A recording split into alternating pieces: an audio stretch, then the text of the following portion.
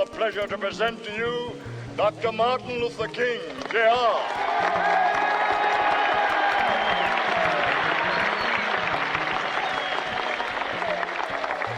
I am happy to join with you today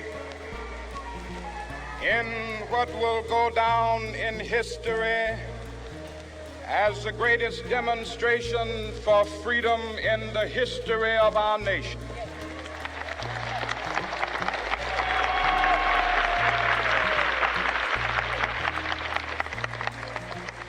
Five score years ago, a great American in whose symbolic shadow we stand today signed the Emancipation Proclamation. This momentous decree came as a great beacon light of hope to millions of Negro slaves who had been seared in the flames of withering injustice. It came as a joyous daybreak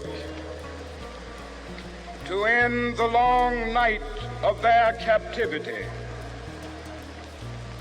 But 100 years later, the Negro still is not free. 100 years later, the life of the Negro is still sadly crippled by the manacles of segregation and the chains of discrimination. 100 years later, the Negro lives on a lonely island of poverty in the midst of a vast ocean of material prosperity. 100 years later, the Negro is still languished in the corners of American society and finds himself in exile in his own land. And so we've come here today to dramatize a shameful condition. In a sense, we've come to our nation's capital to cash a check. When the architects of our republic wrote the magnificent words of the Constitution and the Declaration of Independence, they were signing a promissory note to which every American was to fall heir. This note was a promise that all men, yes, black men as well as white men, would be guaranteed the unalienable rights of life, liberty, and the pursuit of happiness. It is obvious today that America has defaulted on this promissory note insofar as her citizens of color are concerned. Instead of honoring this sacred obligation, America has given the Negro people a bad check, a check which has come back marked insufficient funds.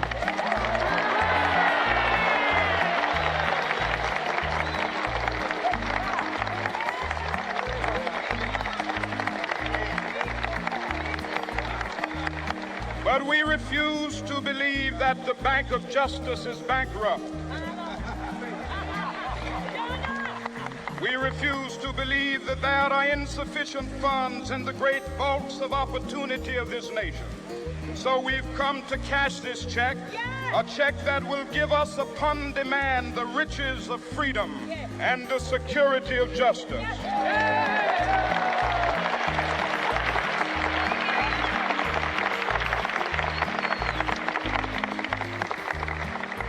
We have also come to this hallowed spot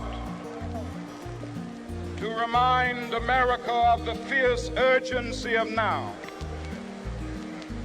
This is no time to engage in the luxury of cooling off or to take the tranquilizing drug of gradualism.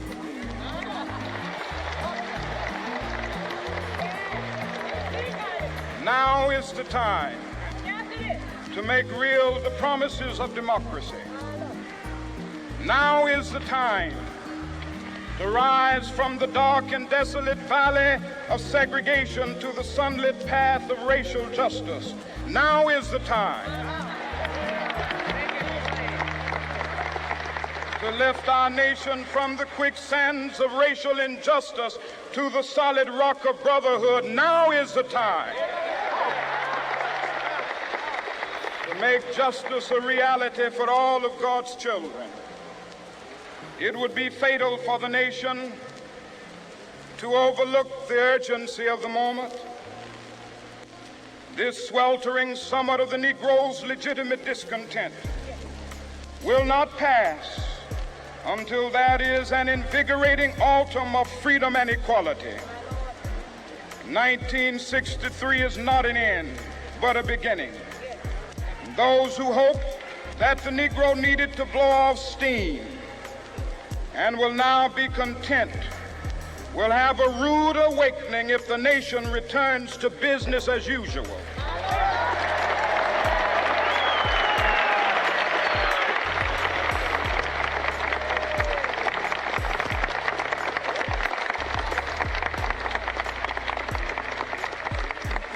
There will be neither rest nor tranquility in America until the Negro is granted his citizenship rights. The whirlwinds of revolt will continue to shake the foundations of our nation until the bright day of justice emerges. But that is something that I must say to my people who stand on the warm threshold which leads into the palace of justice. In the process of gaining our rightful place, we must not be guilty of wrongful deeds. Let us not seek to satisfy our thirst for freedom by drinking from the cup of bitterness and hatred.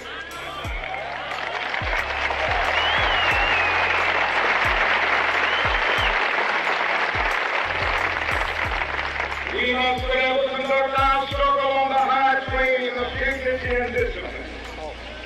We must not allow our creative protests to degenerate into physical violence.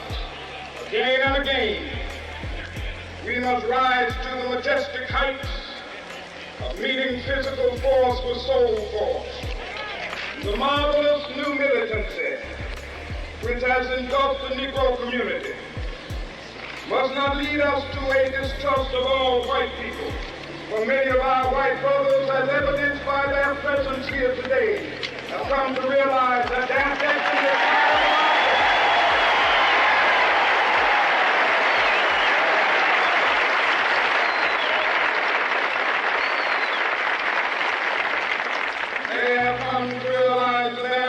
is inextricably bound to our freedom. We cannot walk alone.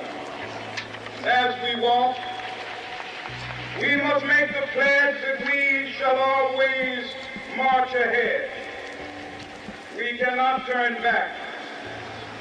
There are those who are asking the devotees of civil rights, when will you be satisfied? We can never be satisfied as long as the Negro is the victim of the unspeakable horrors of police brutality. We can never be satisfied as long as our bodies, heavy with the fatigue of travel, cannot gain lodging in the motels of the highways and the hotels of the city.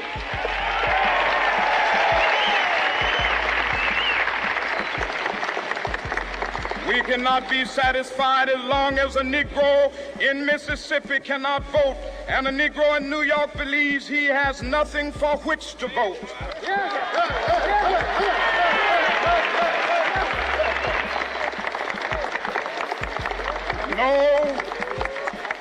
No, we are not satisfied, and we will not be satisfied until justice rolls down like waters and righteousness like a mighty stream.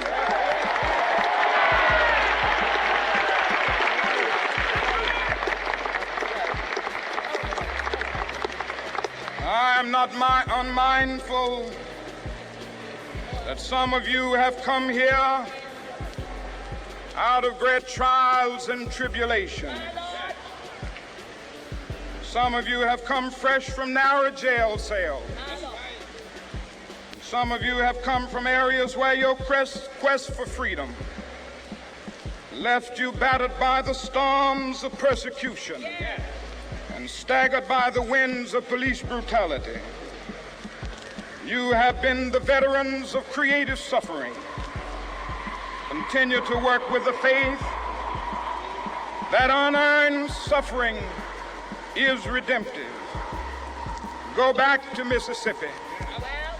Go back to Alabama, go back to South Carolina, go back to Georgia, go back to Louisiana, go back to the slums and ghettos of our northern cities, knowing that somehow this situation can and will be changed. Let us not wallow in the valley of despair. I say to you today, my friends,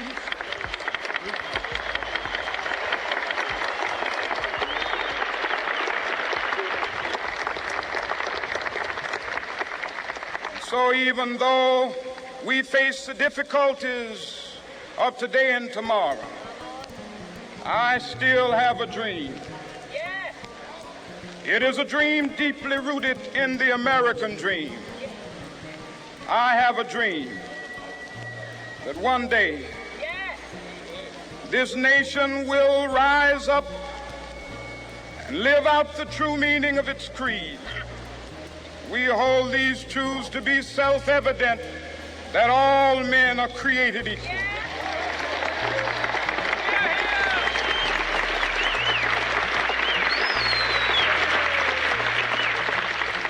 I have a dream that one day on the red hills of Georgia, the sons of former slaves and the sons of former slave owners will be able to sit down together at the table of brotherhood. I have a dream that one day,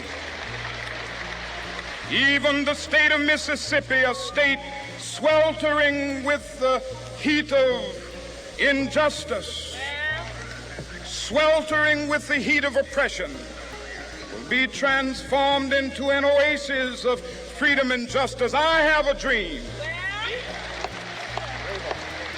that my 4 little children will one day live in a nation where they will not be judged by the color of their skin, but by the content of their character. I have a dream today.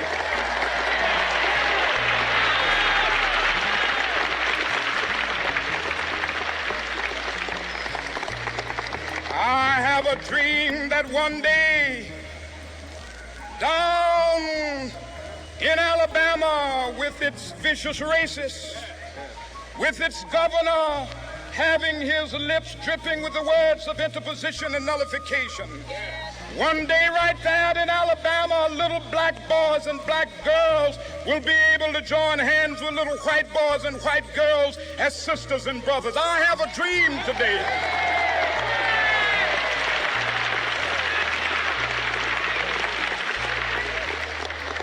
I have a dream that one day every valley shall be exalted, and every hill and mountain shall be made low. The rough places will be made plain, and the crooked places will be made straight. And the glory of the Lord shall be revealed, and all flesh shall see it together. This is our hope. This is a faith that I go back to the South with. With this faith, we will be able to hew out of the mountain of despair a stone of hope. With this faith, we will be able to transform the jangling discords of our nation into a beautiful symphony of brotherhood. With this faith, we will be able to work together, to pray together, to struggle together, to go to jail together, to stand up for freedom together, knowing that we will be free one day. This will be the day. This will be the day when all of God's children will be able to sing with new meaning, "My country, tears of thee. Sweet land of liberty, of thee I sing. Land where my fathers died, land of the pilgrim's pride. From every mountainside, let freedom ring. And if America is to be a great nation, this must become true. So let freedom ring from the prodigious hilltops of New Hampshire. Let freedom ring from the mighty mountains of New York. Let freedom ring from the heightening Allegheny